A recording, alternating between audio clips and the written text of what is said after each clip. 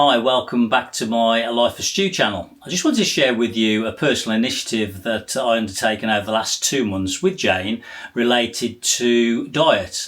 We've actually tried the keto diet in 2 short stints to see how we got on with it. We both wanted to lose a bit of weight, but we also wanted to try to start to eat a bit healthier.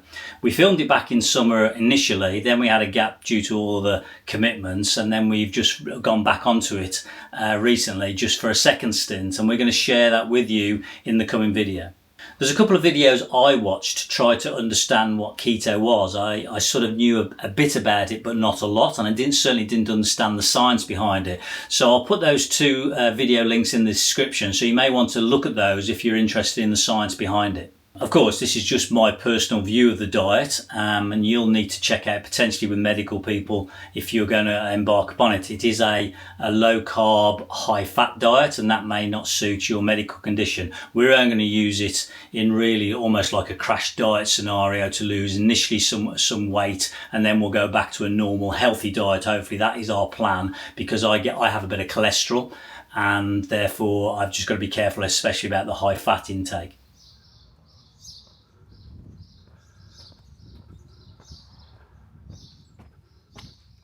Morning. So it's day one. Day one of what, you ask? This is day one of a diet. So Jane and I have decided to go on the keto diet. We met some friends last week when we were away with them for a few days and talking about health, and they talked about the keto diet they'd tried and the benefits. So we're going to give it a go. Basically, it's a no or low carb diet and high fat diet. So, cutting out carbs, quite an interesting journey understanding what food is. So today is day one. We're also going to overlay that on top of the Mike Mosley, bless him, who died recently, tragic death, but he's 5-2 diet. So we're going to be fasting for 2 days out of the 7. So being day one, we've also decided to fast. So last night, Sunday, dinner was the last meal, and we were bumped into the fasting last night, finally. It took us a bit of a while after the meal, but we got there. So James woke up this morning a bit lost. She was saying that it's amazing how breakfast gets you out of bed. So she's drinking black coffee, and I'm drinking water, which is probably going to be my biggest challenge, because I drink quite a bit of tea, and with milk in and 2 sweeteners. So I'm going to have to move to water, which I don't like. So as I understand it, I'm no expert in keto, so don't take this as an expert's view, is that essentially what happens is when you're starving your body of carbs, which it starts to use first in its body for energy, it will start to look and start to eat the fats around your muscles and that, and therefore it's getting at the fats. So that's the sort of core principle of it.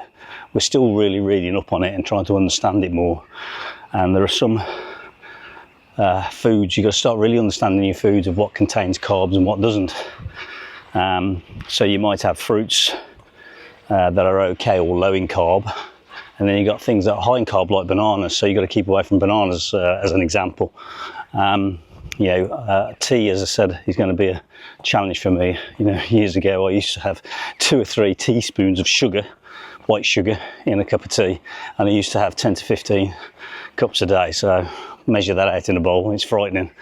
I've cut that down in the last 2 years, and I'm having sweeteners, but I'm only kidding myself, because I'm sure there's rubbish in all those sweeteners, in fairness. So I'm pretty bad that way. So moving to water only, which I hate, is quite a move for me, but it's got to be done. Apparently after a couple of days, or you might go into what they call a keto crash, where you start to get headaches and you have a real craving for obviously carbs. You just got to work your way through that. So we'll track this and we'll share with you. I weighed myself yesterday, so I'm 11 stone 2 pounds. I'd like to lose half a stone if I can, get down to 10.5, which I haven't seen for many a year, to be honest. So here are some core foods that you can eat, as well as those things you should avoid. I must admit, we were both amazed at how much of good stuff we could eat, or what we would consider potentially unhealthy stuff. And I think this is all about what keto does. You have to balance the low carb with the high fat because of how the science works. So we've planned our diets. We've just got a food delivery. It's probably cost us a bit more initially, so we're trying to learn recipes that are low carb, but we'll share what we do and how we get on throughout this video. But things like, you know, eggs any way you want, bacon and sausage in the morning for your breakfast, if that's what you want, in moderation of course, is something that we came across and we weren't expecting. I must admit I really enjoyed exploring scrambled eggs, something I've not really enjoyed eating before in the past, but we followed a few different recipes, especially the Gordon Ramsay recipe, which is double creaming, again, which is allowed on the keto diet, believe it or not. So we definitely like that, but I also like the sausage pate that we made. It's almost like a McDonald's egg McMuffin without the bread, because that's got carb. So it's got the sausage pate, it's got the cheese, and it's got the egg on top as a really great tasty breakfast. So I really enjoyed that one. Our plan is to do it for, I think, 5 to 6 weeks. I don't think we could do it permanently. I like my carbs and I like to have a drink, but it'd be interesting just to see what happens to the body and how we get on, really. To be honest, Jane struggled a bit with the high fat. It doesn't suit her well with the high fat, but she was prepared to go along with it to a degree. But I do think it's something, if you can get the most out of it, you need to follow the high fat, low carb and some protein in the middle of all of that diet as well, if you're going to get the most out of the diet, from what I can see from the research. Morning.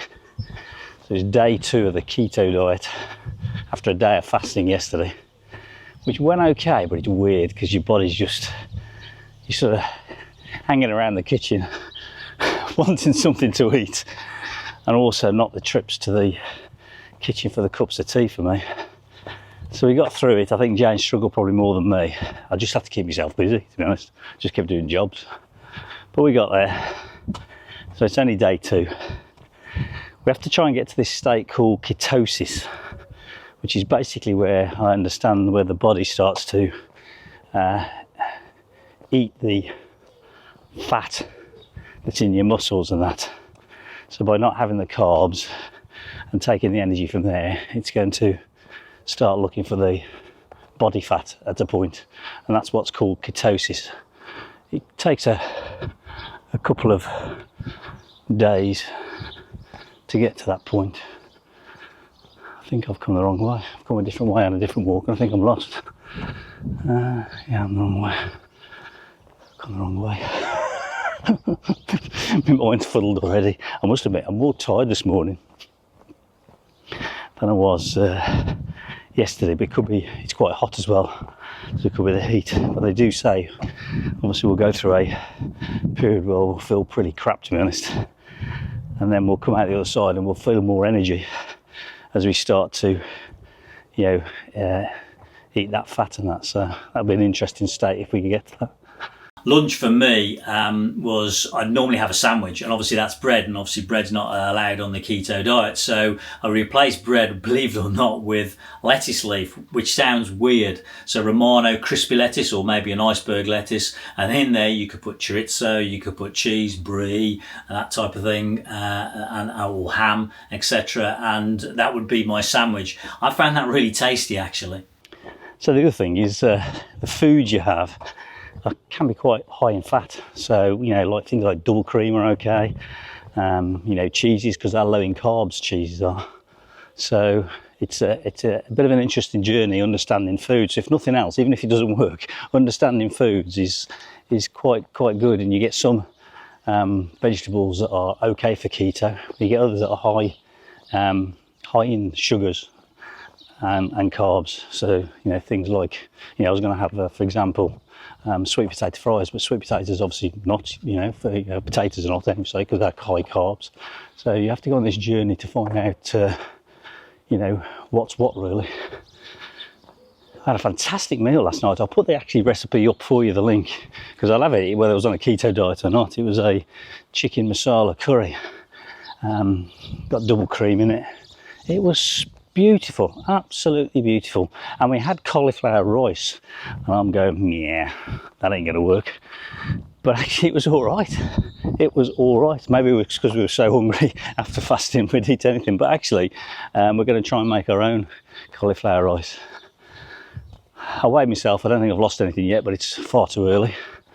So evening meals wasn't a problem, to be perfectly honest. There's loads of recipes online, and I'll share with you some of our favourite recipes. I think one of the favourite ones was probably the creamy chicken masala, which has got double cream in, again allowed in there, but also cauliflower rice we discovered, and that became the replacement for rice. And if you sort of fry that, it's a really good replacement, and in fact we really like the taste of it. So we didn't have a problem finding evening meal. Well, it's day 3. I had a terrible night's sleep last night. It's quite hot, the weather is, so we're in a bit of a heat wave, so that doesn't help. But my head is absolutely banging. I think that's down to me not having sugar in my tea and not having so many teas per day. So I'm struggling with that. It's just constant headache. I can't get rid of it. So tablets aren't going to do that. Food-wise, it's going okay. We're actually understanding food. It's interesting. Our food journey of understanding what has carbs and what doesn't, and also it's forcing us to cook other different things. So that's actually going all right, to be perfectly honest. It's just purely getting through this period of low energy for certain. It being hot, so it's difficult to work out what's the diet and what's actually just the normal heat that's causing it. So I'm forcing myself to go out for a walk every morning. This morning I really don't want to go, but I need to do it. So according to the scales, I've lost a couple of pounds, but it's nothing significant at the moment. So that could easily be a variance that you get anyway in weighing. So it's difficult to know. And we're not in ketosis yet. I did a urine strip yesterday. We haven't got to there yet. Not that we'd expect to be. Probably in the next couple of days, I think is probably more likely. So we'll see you on day 4. So it's day 4, it's fasting day, and fasting day means you can only look day.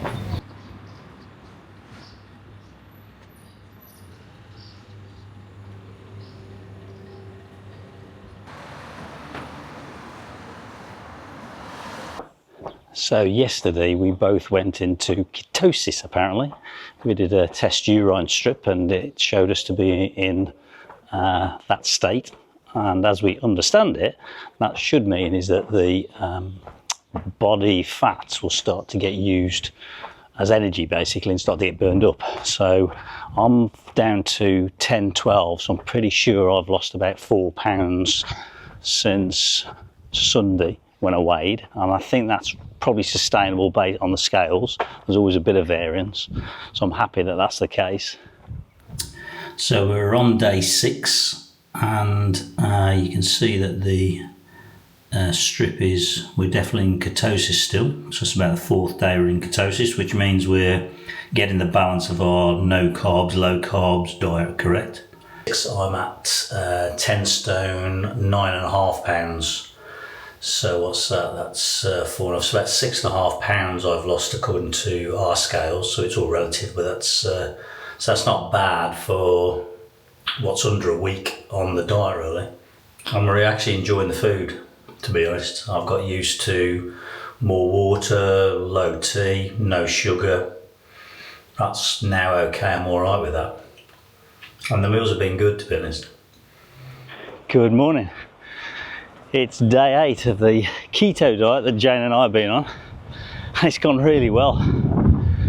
I've weighed myself this morning and I've hit my target weight after 8 days of 10.7, so I've lost over half a stone.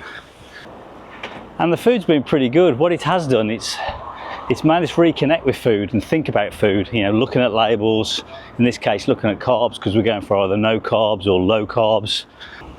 So we've had to cut out some basic things like you know, pasta, bread, rice, those things which are potatoes, those things which are quite embedded into our daily menu, really. So that's been tough, but we found other recipes and found other things, you know.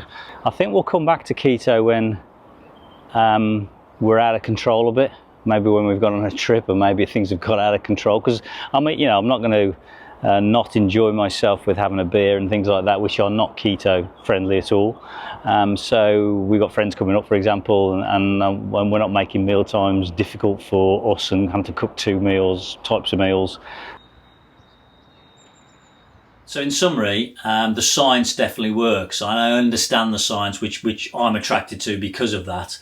With low carb and high fat, I understand the fact that that actually will make you lose weight potentially over time. So I think from a weight summary perspective, the first time I went into keto, I started around about 10 stone 2 pounds, I think it was.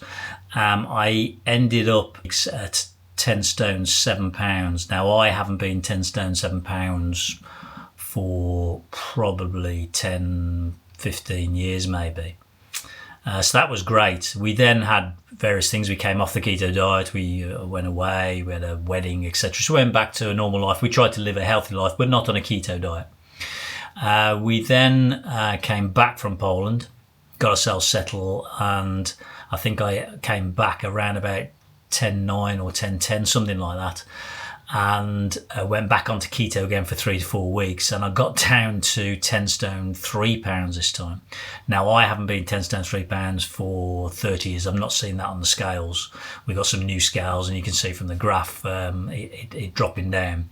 Now it's gone up since, and obviously your weight fluctuates a bit anyway. We come back off keto, so it definitely works. I think for me now, I'm just watching my weight. If it goes up to around about 10.10, then I'll probably do something about it. I certainly won't allow it to go back up to 11 stone again. So for me, it's a good thing because I've now got a regime that I know I can trust, and I understand the science, which is important to me.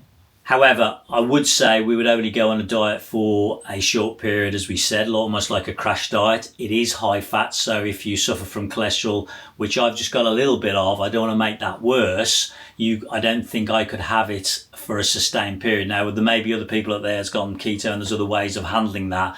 I think the other thing, what it taught us to do just by going through the whole process, it really taught us to look at labels on foods and understand, carbohydrates. What does that mean? Which ones are high carbohydrates and which are low? So I think that's a good thing. It also really got us away from processed foods because we were cooking more. That reduced certainly our processed foods, and that's something we want to eliminate anyway because we all know that's bad for us. So the other thing that we didn't realise was that carbohydrates can cause inflammation under the skin. Now, Jane has lots of skin issues, so she noticed when she was on the diet, she had less skin issues. She had less spots emerging from under the skin. So that may be something that may help you. So for me personally, reducing my tea intake during the day and therefore my sugar intake was a big bonus to me, and actually swapping that out with water. I think that whole thing is good. I think I have to keep on working on that because it's easy to slip out of the habit. I wouldn't say I've got it perfect right now for it by any means. So I've replaced my sugar with a natural stevia sugar, and that's only 1 teaspoon. And also I'm using almond milk instead of a semi-skim milk. And that, I think when it comes to exercise, any exercise is good. We didn't go overboard with that much exercise. We did a bit of walking. I probably did a bit more walking than Jane, but nothing excessive. We didn't go to the gym or anything like that. So it's purely the diet really, and the management of portion control, which I think because you start to weigh ingredients, that helps you with the size of the meals. I think those two are quite important factors. So I hope that was certainly a useful insight into our experience. Be interesting to see if you've been on the keto diet. Did you have a similar experience? If you haven't, you might want to consider it. But as I said, just check out those medical factors that I've said because it is high fat. And as I said, we only use it for short bursts anyway.